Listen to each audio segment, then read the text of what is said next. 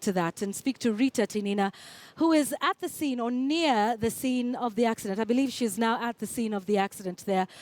Rita, what is the scene looking like now? Well, Yvonne, right now a bit calm from what we witnessed earlier on in the morning. A few minutes ago, about 20 minutes ago, there was a somber mood here. The bodies that were being transported from Naivasha to Nairobi, a Red Cross truck as well as a police truck carrying the bodies passed here.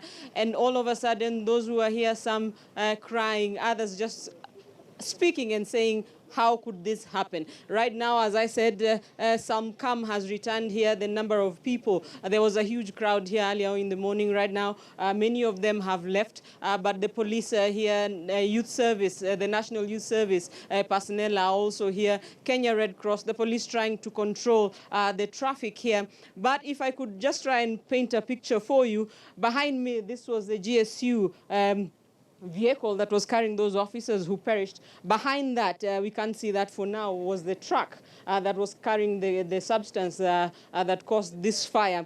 From that shot, you can't even tell where the driver's cabin looked like. You can't make sense of this was the driver's cabin. But from the scene, conflicting reports as to what exactly happened. Some saying that the truck hit the bump, lost control before ramming into the other cars. Others saying that it may have, the driver may have lost his brakes, was speeding down. It's a downhill stretch coming here. Was speeding down after losing control of the vehicle, then rammed into the vehicles that were in front of him.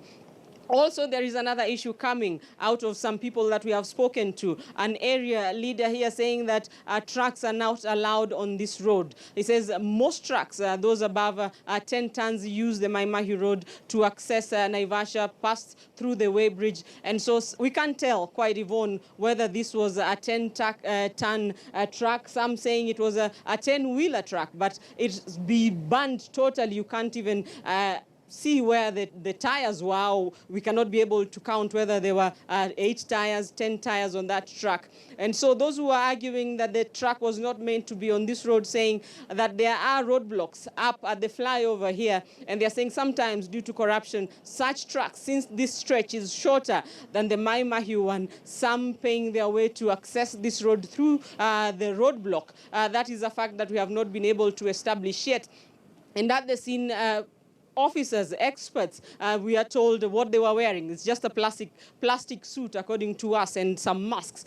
They say those are chemical protective suits. They have been here trying to collect evidence. They had some machines, those machines making some beeping sounds. We don't know what yet they have collected. They won't tell us. They say what they have been able to collect, they need to take it for further analysis. So right now, nothing much happening here. The vehicles that were burnt here, the wreckage yet to be taken away from the scene, but right now not much happening here. Just as I mentioned earlier, the police trying to control the traffic around here. Yvonne. For painting what the scene looks like now and what that accident must have been like, but in your report we could see a little bit of smoke coming out of where that GSU truck was just a short while ago. You know, has the scene been contained completely? Because we know when the government told us about the death toll rising to 39, that it was more bodies being retrieved at the scene. Is there any hope of any other bodies, or have they now cleared the scene of bodies, victims at this point? Well, Yvonne, from early morning, 4 a.m., 5 a.m., it turned into a recovery effort as opposed to a rescue mission. And right now, as I mentioned, there was those experts going around with some machines making some beeping sounds.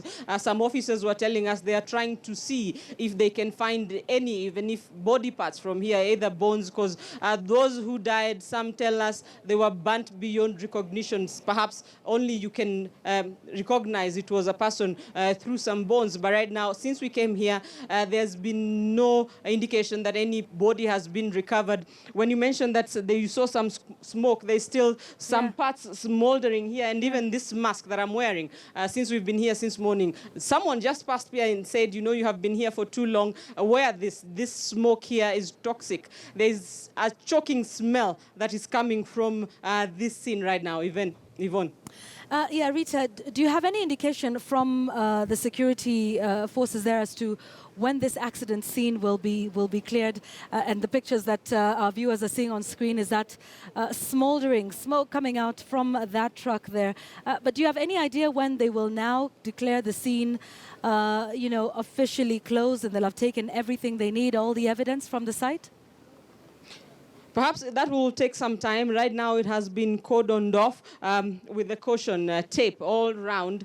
What has been a problem for GSU, I mean the police officers, the NYS officers, earlier on was to try and get the crowds away from here. Some people are still gathered here trying to take a peek of what exactly happened. They have managed to cordon off this area, but the crowds are still perhaps a few meters away trying to see what is happening. We don't know yet when they will take the wreckage from the cars. Here, the 13 cars that were involved in this accident, they are still here. Perhaps that is all that is remaining from this scene as at the moment. Yvonne. All right, thank you very much, Rita Tinina, who's joining us live there from the accident scene. Just painting that picture of us of how horrific that crash must have been a little earlier today. Let's recap